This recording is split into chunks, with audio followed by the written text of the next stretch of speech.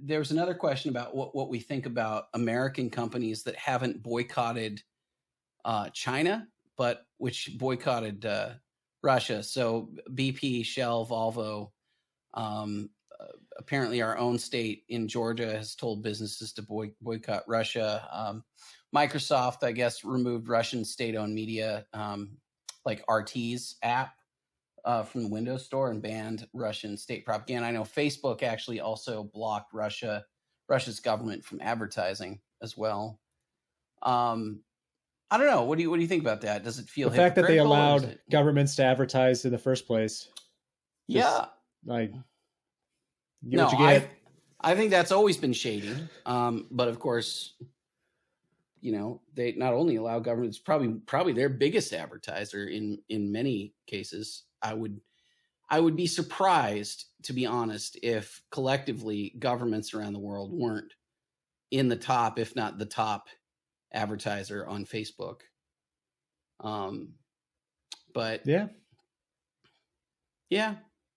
I don't know. I mean, some of these things, we talked about this on the regular episode a little bit ago. Like, some of these things I think are a little silly.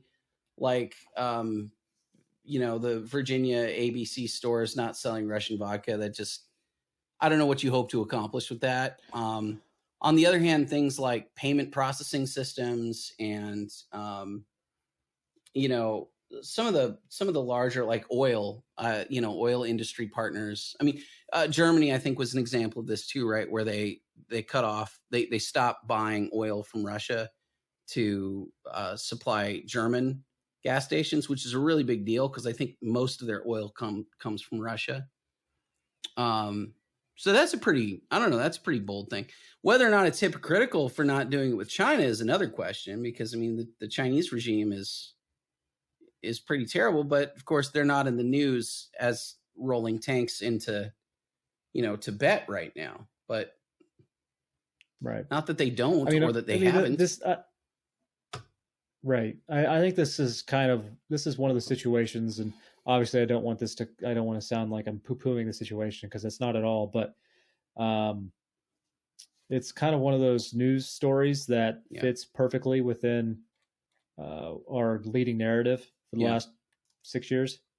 And you got the perfect perpetrator, and then it's also a country in Europe. Well, I guess depends on who you ask if it's in Europe or not, but very close to Europe. Yeah. And and also the technology, it's right there. So and unfortunately it really is, because I mean, it's not like America hasn't bombed countries. It's not like Russia hasn't bombed other countries close by, China. I mean, it's just, there's something about troops and tanks and things like that, though, that really make it different for very people. Visceral.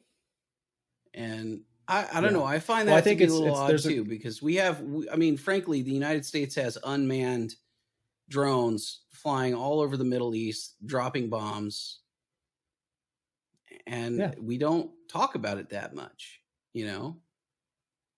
I don't know.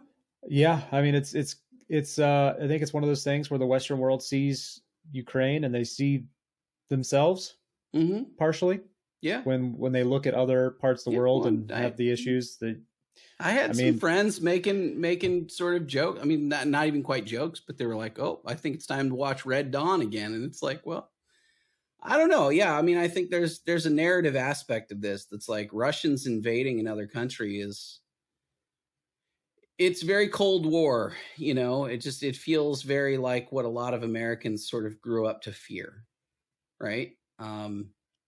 So I don't know, but anyway, let's wrap this up. I don't have any, I mean, I'm not going to say anything smarter than anything I've already said, for sure. I mean, I don't have any good, I don't have any good insights into this or good answers.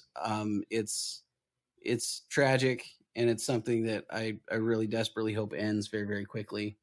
I'm pretty skeptical and sort of cynical about any kind of sort of company corporate boycotts and social media signaling and changing my profile picture to Ukrainian flag and stuff like that.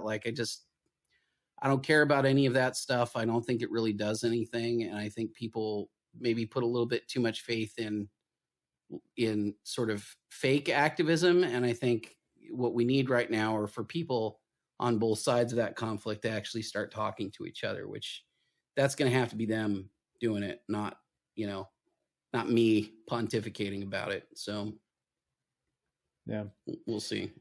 Yeah, I saw that right before we started, FIFA has banned Russia or Russian teams from competing. Yeah. Okay. Or and in any of the competitions, and it's interesting because, I mean, that's kind of one of the firsts that's happened. I mean, in 2010, North Korea was in the World Cup. Yeah, and we know all about what's North weird Korea. To me, that's a weird aspect to me. Like, it just feels you're allowing North Korea. You would allow Venezuela. You'd allow Cuba. I mean, there are a lot of other places that are.